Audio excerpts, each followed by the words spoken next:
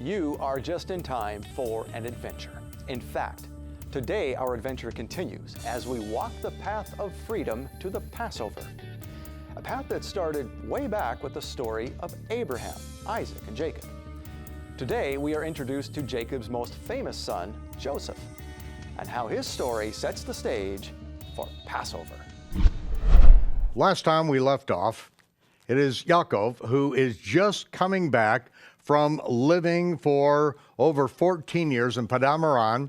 He has brought his wives and his 11 sons at this point back into the land of where the Canaanites are dwelling, back where Esau, who had just less than 20 years before determined that he was going to kill his brother when he left the area, and now he has made it back.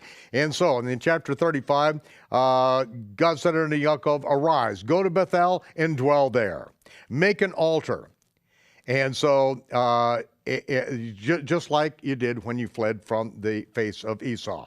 And so let us arise and go to Bethel and build there an altar unto Yehovah, who answered me in the day of my distress. And, verse 4, they gave unto Yaakov all the strange gods which were in their hands.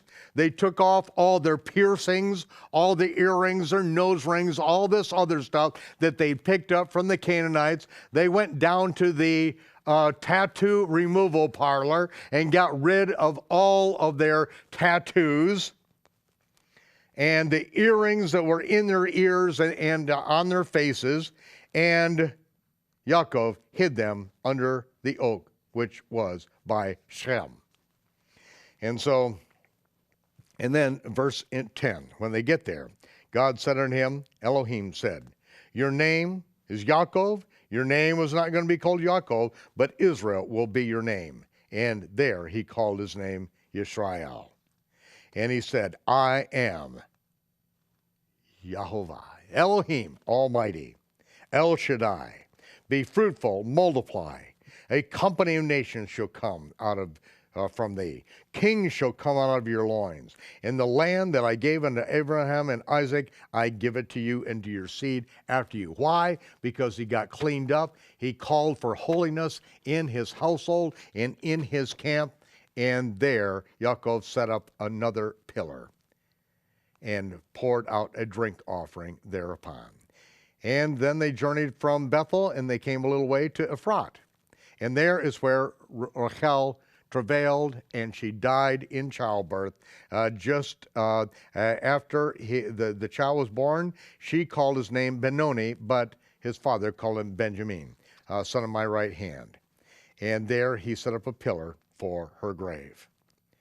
And so then it tells us that finally Yitzhak, being 180 years old in verse 28, he died, and he gave up the ghost, being full of age, and Esau and Yaakov buried him.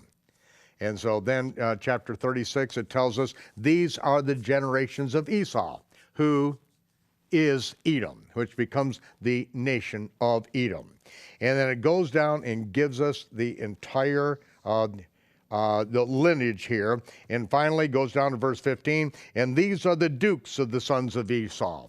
The sons of Eliphaz, the firstborn son, he was the Duke of Teman, the Duke of Omar, the Duke Zepho, the Duke of Duke Korah, etc.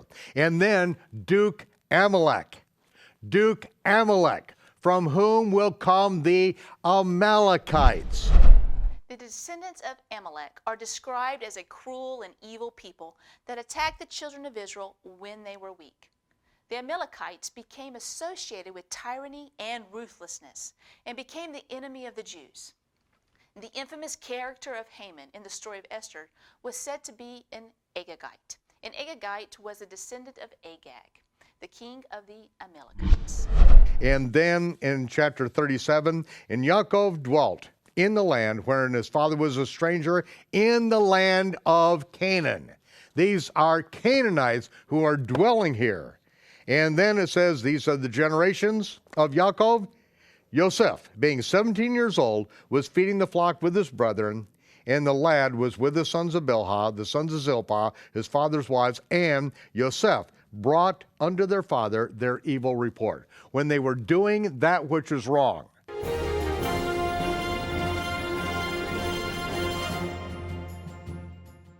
Like a father yearning to hear the voice of his children, the Almighty loves to hear your prayers. The Bible says your prayers are like the sweet aroma of incense rising to heaven, a pleasing scent to the King of Kings. Right now, you can enhance your prayer times with incense, yours free when you give to the ministry of A Rood Awakening International. For your donation, Michael Rood will send you an exquisite brass incense burner and 3 sets of high-quality incense. Handcrafted in elegant detail, this beautiful piece of art is sure to be a conversation starter about your faith and your prayer life. And the incense you receive is just like the incense used in the Bible, prepared in the tradition of the ancients from the finest spices in the Middle East. Call today or visit our website to receive your incense and incense burner, free with your donation during the month of May to A Rood Awakening International. It says in verse 3, that Israel loved Joseph more than all of his children. He was the son of his old age and gave him a coat of many colors, or literally of many pieces. This is the heirship coat, which was made of the pieces of the garments of his ancestors. And this is was a coat that showed that he was the heir. And then Joseph, on top of this, he had a dream. And he told it to all them. And he said, listen to this dream I had. We were all binding sheaves in the field, and my sheaf arose and stood upright, and I looked, and all your sheaves stood round about and made obeisance and bowed down to my sheaf. And his brother said, oh yeah, like you're gonna reign over us? And they hated him more and more for his dreams. And then he said, well, I had another dream. And I saw that the sun and the moon and the 11 stars all bowed down to me. And he told it to his father and his brother, and his father rebuked him and said, what is this dream that you dreamed? And am I and your mother and your brother, we're going to bow down ourselves to you? And his brother envied him. But his father observed. He listened to the saying. And his brethren went to feed his father's flock in Shechem, modern-day Nablus, base of Mount Gerizim, where the Samaritans now reside. And Israel said unto him, do not your brethren flee the flock in Shechem? Go and check on them, see what's going on. They went down there and found out that he took him all the way down to the valley of Hebron. And then they said, no, he's at Dothan, which again, the prophet Elijah ends up in Dothan in future centuries. And when they saw him coming afar off, verse 18, they said, they conspired together to slay him.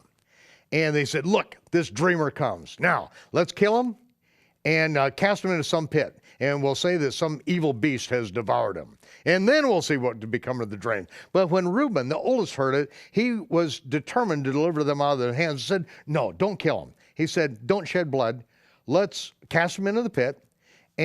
But yet, he said, we'll put him in a pit, but he had a plan of how to deliver him, to get him out. And it came to pass, as Joseph came out, they took his coat off him, and then they put him in a pit.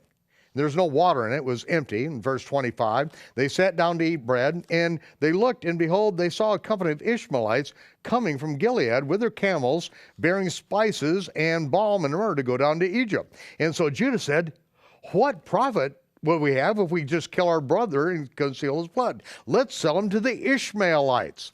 The Ishmaelites, these are the other offspring of Abraham, okay? And so they were content. That sounds like a good deal. Then they're passed by Midianite merchants. They didn't see the Midianite merchants. They drew Joseph up out of the pit and took Joseph over to the Ishmaelites, and they sold him for 20 pieces of silver. And the Ishmaelites took him down into Egypt. And when Reuben returned to the pit and Joseph wasn't in the pit, he rent his clothes and he returned to his brother and said, he's gone. The child is gone. Where is he gone?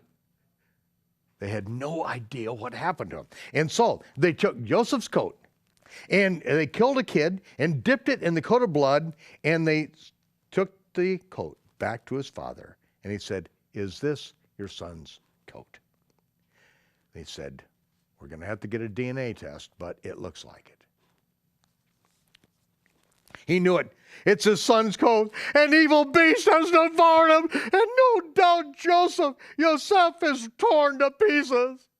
And Yaakov rent his clothes and put sackcloth on him for many, many days. And everyone comforted him, but he refused to be comforted. He said, "I will go down to my grave mourning for him." Then the Midianites sold him into Egypt to Potiphar, an officer of Pharaoh and the captain of the guard.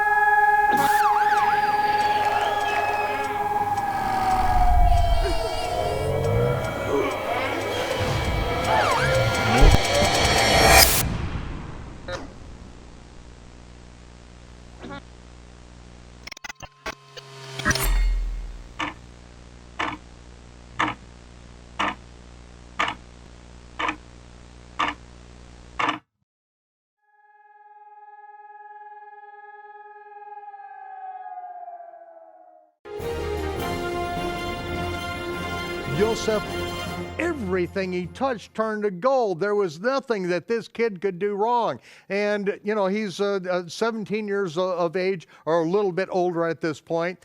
And so, everything he does is right. And so he doesn't even have to watch over it. And so while he's out of the house, and everyone's out of the house, then Potiphar's wife says to Joseph, "Lie with me." And Joseph says, "No, you are my master's wife. I'm not going to lie with you." And so this scorned woman then grabs a hold of his garment, and he tries to get away, and she grabs a hold, and he literally flees, and his garment is in her hands. Potiphar comes home, and he's absolutely livid, and he throws him in prison. And then, while he is in prison, it came to pass in chapter 40 that the butler of the king of Egypt, the Pharaoh, and his baker had offended the lord of the king of Egypt, and he was wroth with them, and he threw them into prison. And each of them had a dream. Both of them dreamed dreams. In verse 5, we pick up on the dream. The chief butler told his dream, and he said, "A vine was before me. It had 3 branches, and it budded and shot forth clusters of ripe grapes. And Pharaoh's cup was in my hand. I took the grapes, pressed into the Pharaoh's cup. I gave the cup unto Pharaoh. And Joseph said to him, 'This is the interpretation. Now, in 3 days, you're going to be taken out of here. And your head is going to be lifted up, and you're going to be restored to your position.' And then the baker, hearing this, he was all excited because he had a dream too. And his dream was this. I had, in verse 16, 3 white baskets on my head. The uppermost basket were all manner of baked goods for the Pharaoh. And the birds did eat them out of the basket upon my head. And Joseph then said, 'This is the interpretation. The 3 baskets are 3 days. And in 3 days, Pharaoh will lift your head up from off of you, and shall hang you on a tree, and the birds shall eat the flesh from off from you.' And it came to pass on the 3rd day, it was Pharaoh's birthday, he made a feast for all of his servants. He lifted up the head of the chief butler and of the chief baker, and he restored the chief butler, and he gave the cup into Pharaoh's hand. And it came to pass at the end of 2 full years that Pharaoh dreamed a dream. He was standing by a river, and there came out of the river 7 well-favored cattle. They were fat, their flesh was fat. Then they fed in a meadow, and then 7 other cows came out of the river, and they were lean. They looked terrible. And they stood by the other kind, and they ate the 7 well-favored cattle. And then he woke up. And then he went to sleep and dreamed a second time. And there were 7 stalks of grain that came up on one stalk. They were rank, they were good. And then he saw 7 thin heads of grain, blasted with the east wind. They sprung up after them. And the 7 thin ears ate the 7 full ears. And Pharaoh woke, and it was a dream. And he was troubled. He called for the magicians of Egypt, the wise men, and nobody could interpret it. And then the butler says, I remember this day, when something happened that you were not happy with me, you put me in prison. And there was the keeper of the prison. And he was a Hebrew. And he interpreted both the butler's dream and mine. Then in 3 days you would execute him. 3 days I would be restored. And it came to pass. And so they called for Yosef. And it says that he shaved himself. He got himself all cleaned up to go before Pharaoh. And the Pharaoh told him the dream. And then Yosef said, the 2 dreams, they are one dream. And this is what it means. There are going to be 7 years of great abundance in the land of Egypt. And then there's going to be 7 years of dearth, of famine. That's going to completely eat up the 7 good years.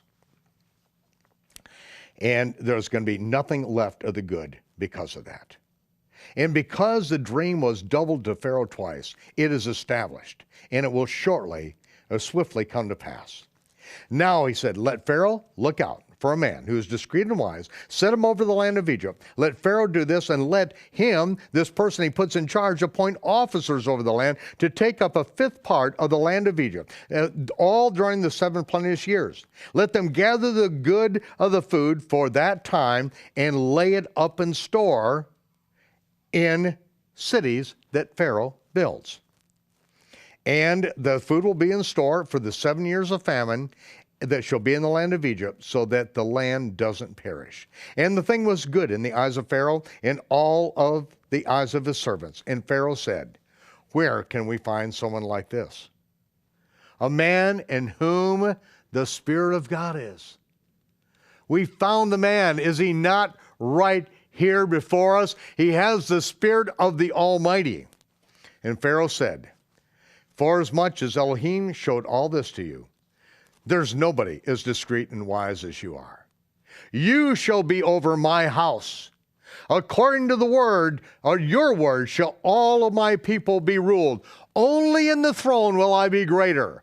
Everything in the empire is in your hand. I've set you over the entire land of Egypt. And Pharaoh, in verse 42, took off his ring from his hand, put it on Joseph's hand, arrayed him in vestures of fine linen, put a gold chain around his neck, and he made him to ride in the second chariot that he had. And everyone cried before him, bow the knee. And he made him ruler over all the land of Egypt. Now the entire land, everyone in Egypt, except for the Pharaoh, is bowing down to Yosef. And he said, I'm Pharaoh, but without you, no man lifts a hand or foot in all the land of Egypt. As long as you understand who the boss is, now you are in complete charge.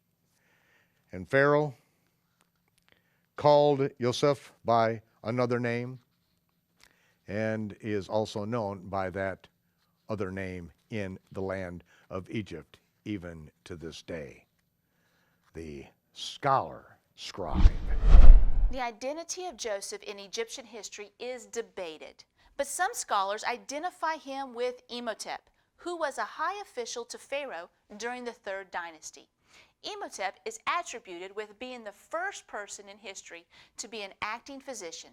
He was also the first architect and poet. He was also a philosopher.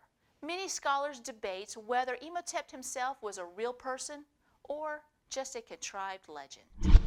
And so it is during this time of dearth, we read in verse 42 of Genesis, chapter 42 of Genesis, when Yaakov saw that there was corn in Egypt, he obviously heard about it. He wouldn't have literally seen it with his eyes, but when he recognized and understood that there was corn, or do not think of ears of corn, this is grain, there's grain in Egypt, he said to his sons, "Why are you sitting around here looking at each other?"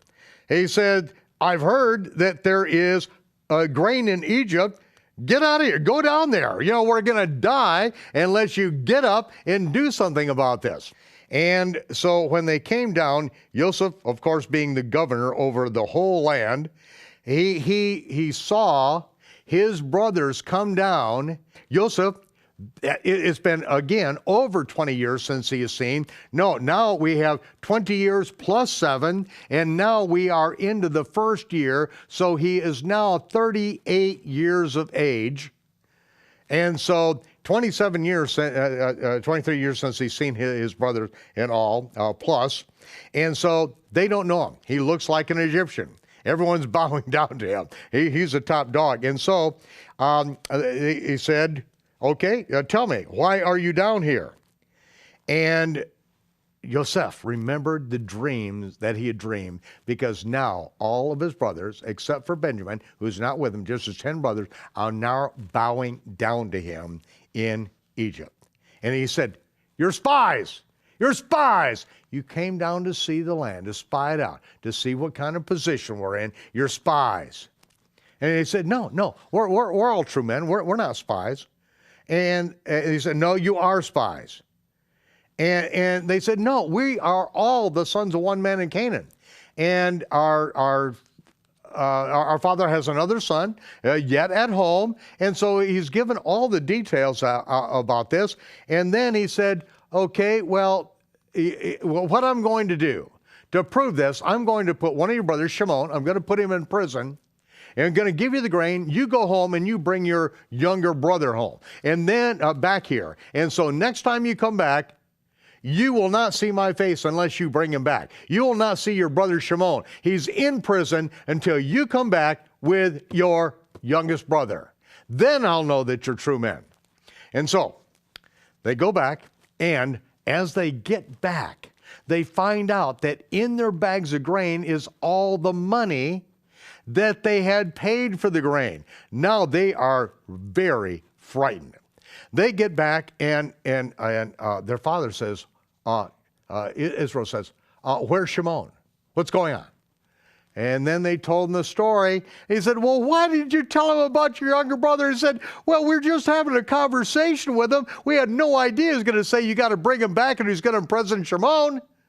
And so he says, "No, absolutely not. I will go to the grave bereft if my son, something happens to him. He's the only son left." Rivka, only one. And so finally, they're out of food a year later. And so finally says, we can't go back unless we have Benjamin. We'll all be in prison. And Reuben says, "You can kill my 2 sons. Kill them if I don't come back with Benjamin." And of course, Israel says, "Oh yeah, great consolation. I'm going to kill 2 of my grandkids if Benjamin doesn't come back. That's no consolation whatsoever." And he says, "I guarantee it. I just plain guarantee it." And so finally, they all go down. They take Benjamin down, and now 10 sons are down there. Shimon is already in there in prison, and so they go back before Pharaoh's servant, Yosef, but they don't know that it's his brother.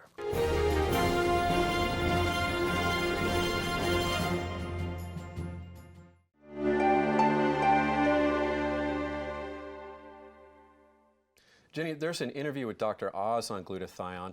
I keep hearing more and more about it. How can I tell if I'm deficient in this crucial antioxidant?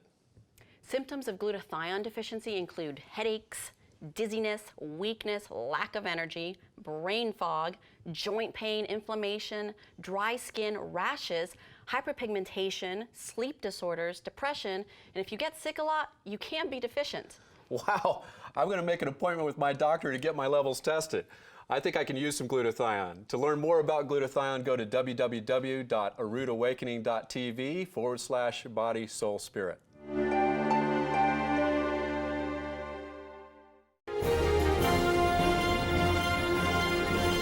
So then, he then has dinner with him. He eats separately, but when he sees Benjamin, when he hears his voice, he runs out quickly and just blubbering, just in tears. Finally, Yosef cannot bear anymore. He begins to weep, and he sends all the Egyptians out, everyone out.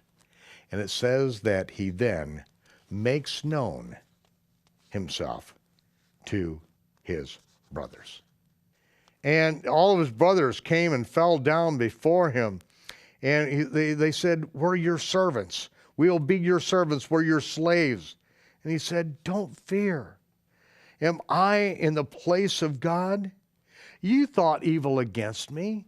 I understand that. But this is what Yahovah, our Elohim, this is what he determined." Yosef was faithful in all the adversity that he had experienced in this life. And the Almighty was faithful to him and gave him good for the evil that others had conspired against him to destroy his life. That's it for this time. Thanks for joining us on Passover, the Path to Freedom. Next time, it's the ultimate showdown between Moses and the Pharaoh. Until then, it's been an adventure.